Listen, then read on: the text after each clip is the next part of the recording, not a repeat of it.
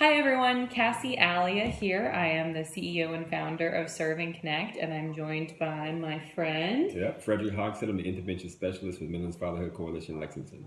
So we are here today. You may have seen that we have been promoting the Daddy and Me 5K, which is a run that we are collaborating with the Springdale Police Department on to raise money for the Midlands Fatherhood Coalition. And so some of our followers may be out there thinking, okay, Serve and Connect, why are we talking about Midlands Fatherhood Coalition? Why are we talking about fathers?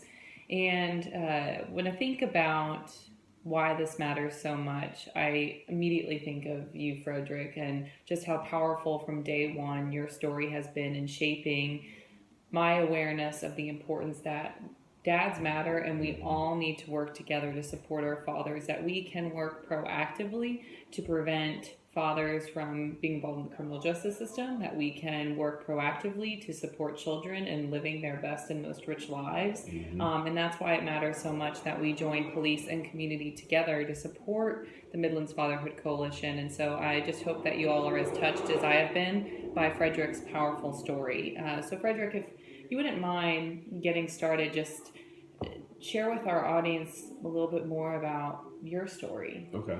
Thank you for the opportunity too. I came to the program in 2007, the Lexington office. I had 3 child support cases at the time. I was paying $1,300 a month in child support. I had 2 cases in Lexington County and 1 in Richland, and I was facing. And does a case mean like that's a number of kids? Yeah, I had 3 child support cases, 3 different mothers. So I had 2 ex-wives. And I had a case in Lexington, another case in Lexington that was actually transferred from a different state. Okay. So DSS. So a total of like 3 different child support for 3 different kids. Right. Gotcha. And $1,300 a month. $1,300 a month worth of total too. So, I was paying partial payments on one and partial payments on another and partial payments on another one. And, because I couldn't afford to pay all of this one and not pay anything on other ones because then I don't want to get in trouble. So I was paying what I could on each one of them. And, sometimes you go through downtimes, times you pick it back up and pay it. I wasn't paying consistently or as ordered. And so... and why couldn't you? Like, what was hard for you? It was hard because my income had changed, circumstances had changed, divorce, didn't have the material assets that I had before, the car. I was homeless at one time, moved here and separated, didn't know anybody here. So it was a lot of things that contributed to it. But I think the biggest thing was self-esteem. Not seeing your children, not knowing where they are, not having the rights of visitation, being told no, and just not knowing, what my rights were as a father. And then also on top of it, knowing at any time I could be picked up for a warrant for not paying the full amount of child support.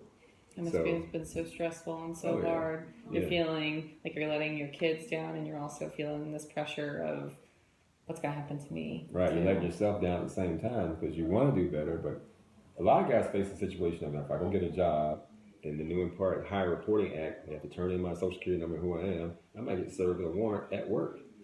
So, and it seemed like to me, every time I started getting back on my feet, something would happen. I would get picked up. And so, I remember you telling me that you had a rap sheet 3 pages long, all just child support. Just child support. No criminal arrest, nothing but child support. Now I apply for jobs and positions, and I'll be like, why am I not getting the job? Why can't I get this position? Why? And then I found out too that one of them was on my credit report. So I didn't know that. So employers were starting to pull credit reports, in the early 90s. So it affected me in all areas. And I didn't know that child support arrest can't be on your record. I didn't know that. I didn't know I could get them expunged for absolutely free, free of charge. There's so many things that you just don't know about. Right. Didn't know. So in 2007, I was facing the judge again for rule of show cause. And the judge ordered the sentence and the amount to purge it. And a gentleman in the back of the room stood up and said, Your Honor, Charles Brown, Midlands Fatherhood Coalition, he's a great candidate for our program. And I looked around with my handcuffs, it was like, I don't know who this guy is, but if it beats going to jail in a cold cell, I'm going. So I went to the program, found it was a 24-week program. I was mandated to it to avoid the jail time. And like most men, I was hard-headed, didn't get it right the first time. Went to all the classes, why should I be here? I'm self-employed, I do this, I do that, I'm college educated. Some of these guys are in here are laborers or just, don't want to pay, or possibly they didn't want to pay, but couldn't pay. And I had the ability to pay, just not the whole $1,300. So I was like, I'm a different situation, and I wasn't. I wasn't. I was facing the same things they were facing: self-esteem issues, unhealthy relationships with my ex. No relationship with the children because of that, and just the same barriers, having the record. So I was no different, no different. So through the program, I realized, okay, first off, I had to work on me. Before I could even build a relationship with my children, I had to work on being a better man first. And I didn't have a role model for that. My father was shot when I was 5 years old in the projects of St. Louis. Wow. So I didn't have any male role models. My mom raised four of us all by herself. Wow. So either my friends were my role models or the streets.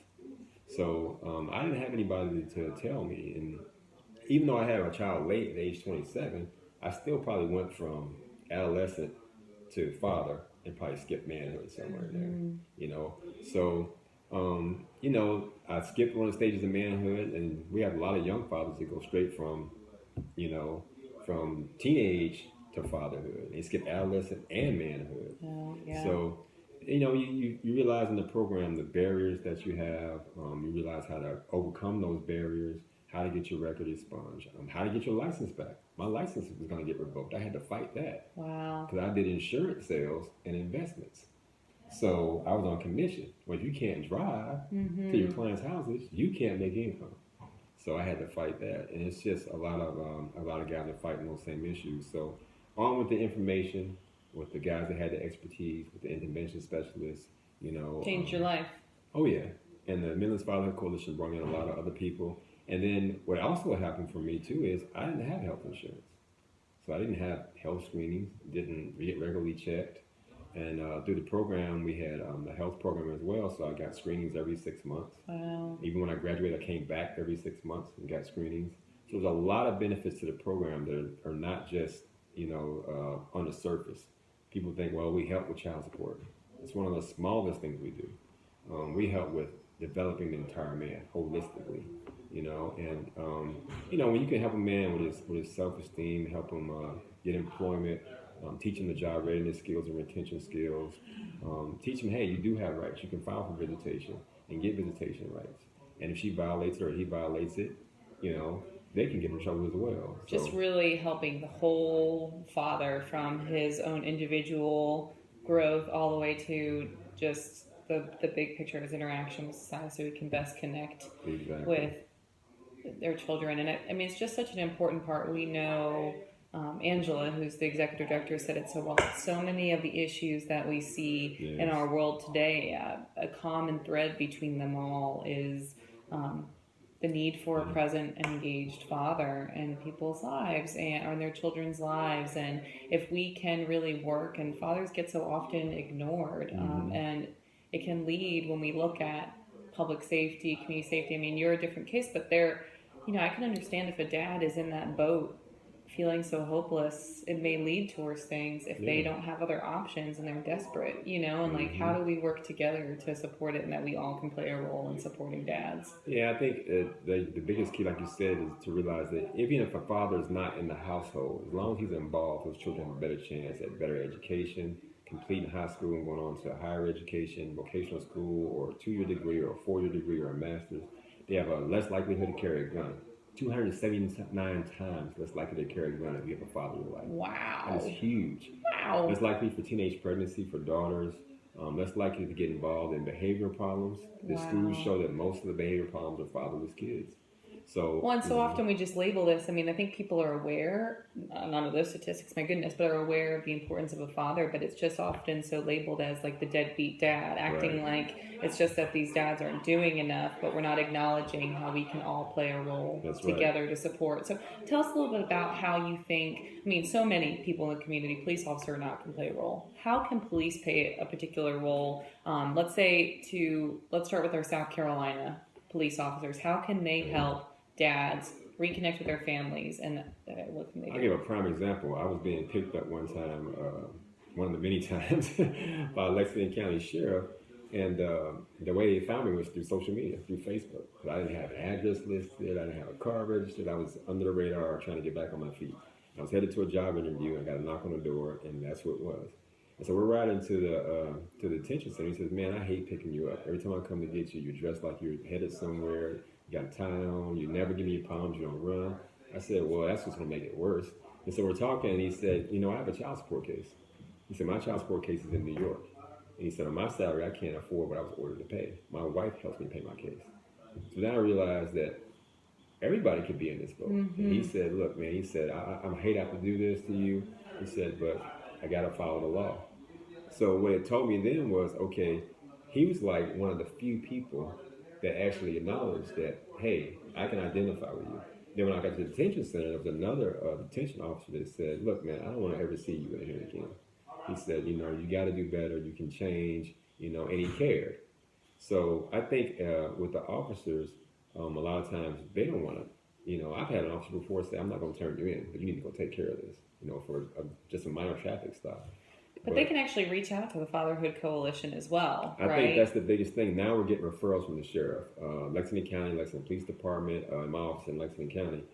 We have people walking in and saying, hey, I got picked up on this charge, but, the sheriff gave me a postcard and said, when you get out, contact these guys. And so they're walking in now from referrals from the courthouse, from the sheriff's department, from the police department, and they don't have to be in trouble. He could be responding to a routine call and start a conversation and say, hey, man, I'm going to give you a referral, for somebody who can help you get a job. It may not be a child support issue. It could be, hey, I just want to see my kids, and I came over here to see him, and she won't let me see him, and I got a little angry, So he's facing a domestic charge possibly, but all because he can't see his children. He wants to see his children. So the police can be a vital role because they're on the front line. And so we got to make that connection so we can get the resources. Because fathers, they don't know there's resources out there. A woman can go a half a mile and get services, go another half a mile and get services, go another half a mile and get services. For fathers, where can you go? I know. They got the Midlands Fatherhood Coalition, and the statewide there is the Center for Fathers and Families. But this is the only state that, as far as I know, has the statewide approach. South Carolina is known for something good. Yeah. We have a statewide. What about outside of South Carolina? What can people do? So how can they best support dads? I mean, showing that caring, trying to think about, I heard a great case of a police officer, I think we were talking about it our last time, how a police officer went to family court to say, I can vouch that I can tell this father was working, I had to pick him up, but they can advocate on behalf of the fathers. Can you think of anything else? I just think the biggest thing is getting the word out to let people know that this program exists. And it could be, a lot of times we have women that contact us for their husband because he has a case or he has problems getting his children from his ex, or for their son, or maybe even the people out of state could even reach out to y'all too if they need some advice on what to do. That's maybe right. I don't know, but we do have a lot of that. We have a lot of people that call and say, hey, we looked you guys up on, and what can we do? Yeah. So I think the main message is that dads matter, play a vital role in producing safer, stronger, more resilient communities. And less chance of poverty. Yeah. And that we can all play a proactive role. We don't have to be on the back end just seeing things go wrong. We can work together to support fathers. So if you're a community member, you can donate to the Midlands Fatherhood Coalition, or better yet, you can run in our run and also support Daddy and Me 5K. June 16th. If you're a police officer, especially a police officer in South Carolina, you can reach out to the Midlands Fatherhood Coalition. They saved, it was $2.84 million in taxpayer money because of child support payments served 1,311 fathers this past year. Just in the Midlands. And then this is a statewide initiative, so think about throughout the state the impact this make. You as a police officer can reach out to the Fatherhood Coalition, refer these dads that, like Frederick, may have rap sheets several pages long, all with child support. How do we work together to stop the cycle and produce better outcomes for our families? And it starts with supporting our dads. Frederick, thank you so much for your time. Is there anything else you'd like to share? Just, I guess, a couple of phone numbers. If you need more information, we have a toll-free number, 844-4SC-DAD. So it's 844-4SC-DAD. Our website, father365.com. Again, don't forget about the Daddy Me 5K. Got one of the greatest DJs going to be there. Oh, yeah. So fun story, too, about Frederick. We did an event with Lexington Police Department back over Christmas time where we provided boxes of Greg's groceries. The police department was amazing. Bought every child in this apartment complex a gift for Christmas. Yeah. And Frederick was out there playing music, and he's awesome. And so I can't wait for the Daddy and Me 5K to have you again, having that music pumping throughout. I'm a terrible dancer, but I do really like just kind of bopping it in the back. And if you just want to come out and support, I mean, you don't have to have, you don't have to participate in the run. Just come and support and cheer on the children and the fathers, and just come participate and donate if you can. And just, we have some games afterwards too. The Chief Cornets are organizing. That's going to be a lot of fun too. So just come out and show support. Well, Frederick, thank you so much for your open heart and your commitment to dads, and you're making such an impact. Well, thank you for your dedication too to connecting all the nonprofits and all the resources to each other too. It's huge. You're awesome. Okay. All right. Bye, everyone.